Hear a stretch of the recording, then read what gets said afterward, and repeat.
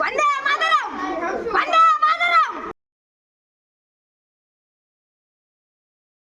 సీతారామరాజు చనిపోతే లక్షలాది సీతారామరాజులు విధ్వంసిస్తారు. ఒకప్పుడు ఒక్కొక్క విప్లవ వీరుడై విధ్వంసి బ్రిటిష్ సామ్రాజ్యాన్ని కొల్లగొట్టిస్తారు. సీతారామరాజు అంటే ఒక వ్యక్తి కాదు, సమూహ శక్తి, సంగమ బ్రోధి.